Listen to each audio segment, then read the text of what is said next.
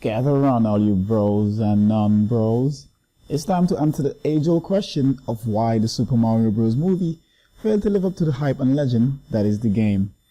Are you still skeptical about why that movie sucked? Well, find out why right here on the Game Cinema.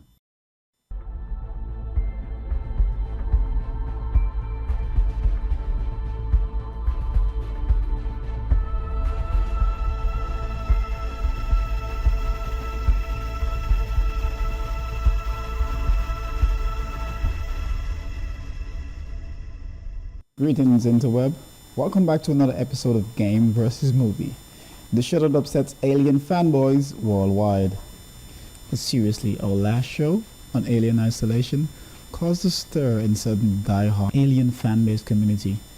Not going to name any names, but let's just say boy were they mad at me. You see, this show is based on pure facts. Remember, we are simply comparing the video game script to that of the movie, or vice versa, to figure out if there is any originality or poor portrayal of the storylines in both movie and game when compared to the original scripts. Today, we are taking a look at Super Mario Bros., Nintendo's biggest and most prized mascot.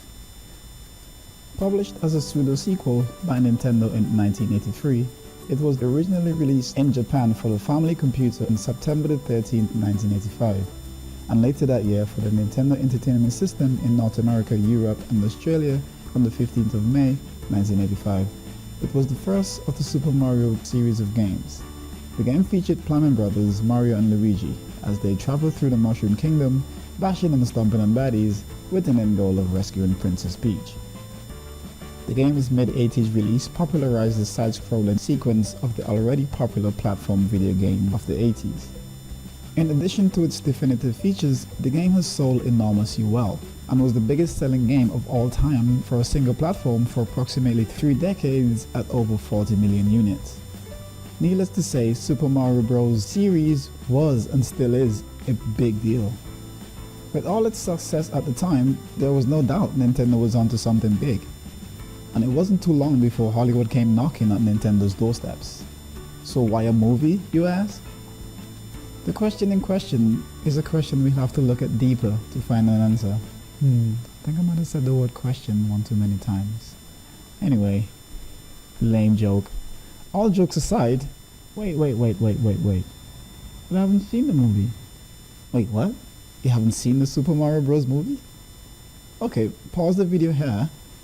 Go and watch the atrocity and come back. I'll wait right here. So, what are your thoughts on that? Any questions before we move on? Okay, good. By the 90s, Super Mario Bros. Was the biggest intellectual property on the planet. Super Mario Land had just been released in Japan, and Nintendo's pixelated plumber was slapped on everything from cereal boxes to t-shirts to comic books. Mario's name alone was worth millions. Nintendo was cautious with its property. The publisher knew that Super Mario Bros. Did not have a deep narrative. How would a studio translate this simple formula into a 90-minute film? Skeptical? Well, producer Roland Joffé of Leitmotiv thought he could figure it out. Joffé's production company was inexperienced, but had directed the Oscar-nominated films The Killing Fields and The Mission, which gave the studio some credibility. Despite numerous offers from bigger and more experienced companies, who by the way offered way more money for the rights for the film, Nintendo was intrigued by Joffé's ideas. What was more interesting is that the fact that Joffé had agreed to let Nintendo retain the merchandising rights to the film. A very strategic move, enabling him to walk away with a $2 million deal. Hollywood was in uproar. No one could quite believe that a small-time filmmaker had bagged the most sought-after brand name of the decade. In a rare moment for the character, Mario's future was now partially out of Nintendo's control. After securing the rights to the film, Leitmotiv immediately set to work trying to cite high-level talent. The studio approached Danny DeVito to both direct the film and play Mario.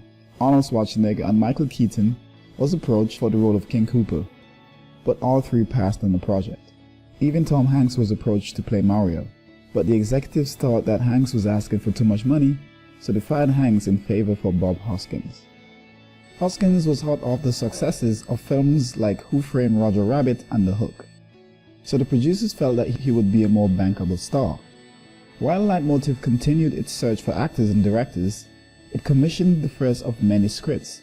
Barry Morrow, one of the Academy Award-winning writers of Rain Man, who took first crack at the plot, but his treatment was deemed too dramatic, and the project was passed over to a writing team that had worked on the Flintstones and Richie Rich.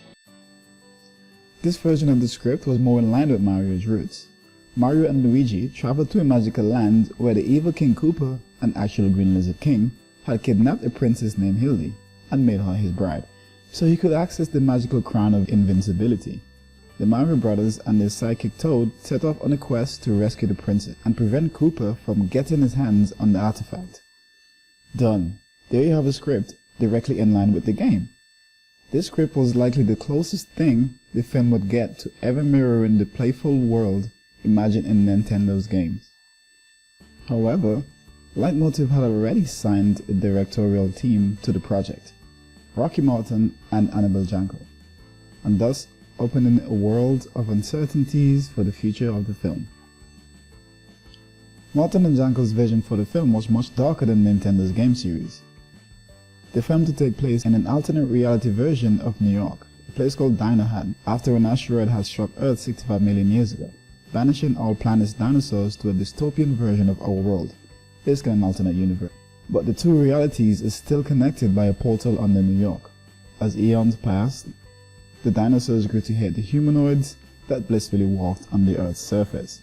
Nintendo's hands was off the project at this point. According to one of the directors, Nintendo let us do what we wanted. They put a crushing deadline on the project. The movie had to be made by a certain date, otherwise there would be all these financial penalties, which added lots of stress on the project. The directors and producers struggled to agree on a script to match the movie's new direction. More rewrites were issued. Some scripts contained inspirations from Die Hard. Another script featured a Mad Max-style death race. The Super Mario Bros. Film was pulling inspirations from everywhere and everything, which spiraled the production of the entire project out of control. And this didn't do the film or Nintendo's reputation any good. You would think with an asset as valuable as the Mario franchise, you would do everything in your power to see that it turns out great, or at least good, but they were in a hurry to get things done, making poor decisions on the overall production of the movie. By mid-1992, production was well underway, holding the director's inspiration for a darker film. At the same period, there was a hardcore movement against video games, and a lot of anti-video game sentiments, so to appeal to the better side of the public, the director steered the film towards an older demographic, and not the younger population that the Super Mario Bros. Franchise captured the hearts of in the first place. Director Martin went on record by saying, "I wanted to make a film that was sophisticated."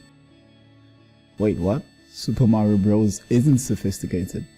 It's a game that's designed to capture the like-minded imagination of gamers and adolescents that, according to scientists, get a buzz from playing video games. So when you throw sophistication in the midst of something that's innocent and simple at its core, you're bound to end up with something that looks like Jekyll and Hyde on steroids.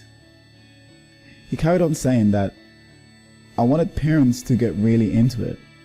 I wanted to make a film that would appeal to parents to get them to be interested in video games." No, you don't do that. You can't make a film to appeal to a demographic that's not your target audience. It's just not going to work.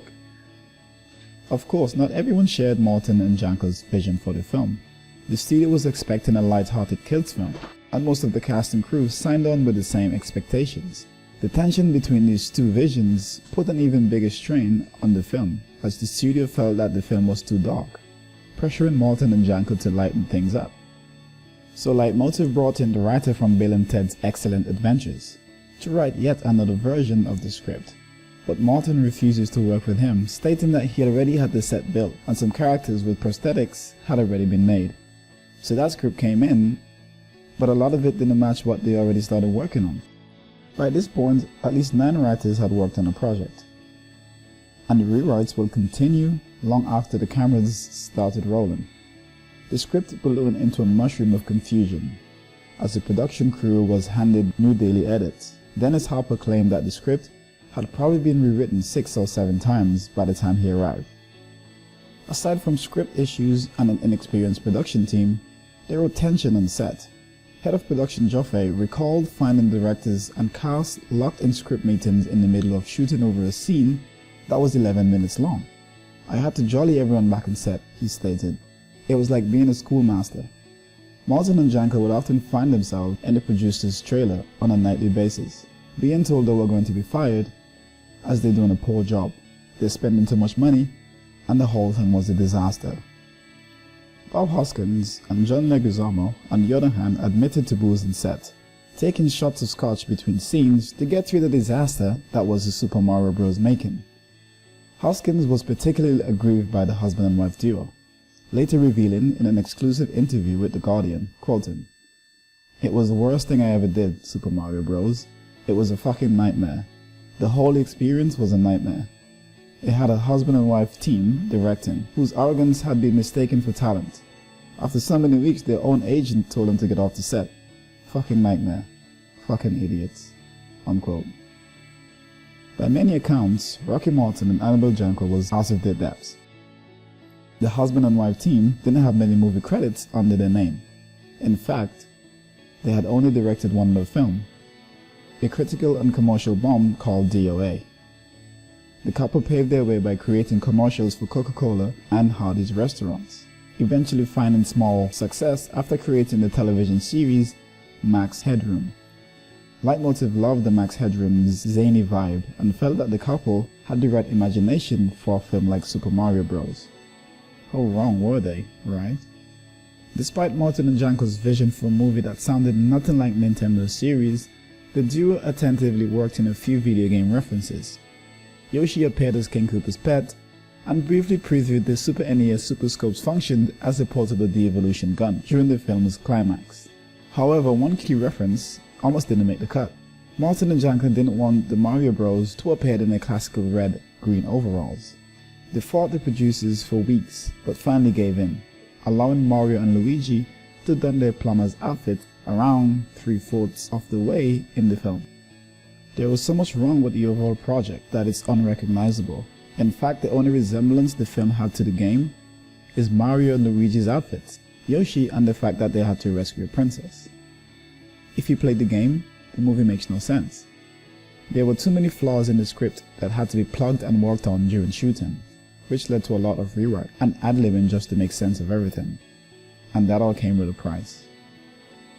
Over budget, behind schedule, and managing a cast that was either drunk, working off script, or completely belligerent. Super Mario Bros. Had run completely off the rails. The entire project was a train wreck. When the film had its red carpet premiere, it was apparent to everyone that it captured none of the magic of the games. Released on May 28, 1993, the film cost $48 million to make and grossed less than $21 million. From everyone's point of view, the film was a mess. It got rushed into production with a script that has been rewritten 2 weeks prior to the film, and actors signing up unprepared to improvise dialogue. Miyamoto has yet to comment candidly on Hollywood's bastardization of his most iconic creation. A lot of excuses can be made for Super Mario Bros. Movie. It was made during a different era. No one had tried to make a big budget video game movie before. Or Nintendo didn't know how much input they should have in production. One can also argue that special effects technology limited directors' abilities to portray the fantastic elements often found in games. However, it's hard to escape the fact that Super Mario Bros. Was a bad film, a byproduct of bad choices and unfortunate mishaps. The Super Mario Bros. Movie should stand as a testament for how not to make a video game movie. But hey, this is not a game review, nor is it a movie review. It's just game versus movie. Thank you very much for watching, and I'll see you guys in the next one. Hey, it's me, Mario. Please don't forget to like the video, it really helps us out. And be sure to subscribe for upcoming episodes.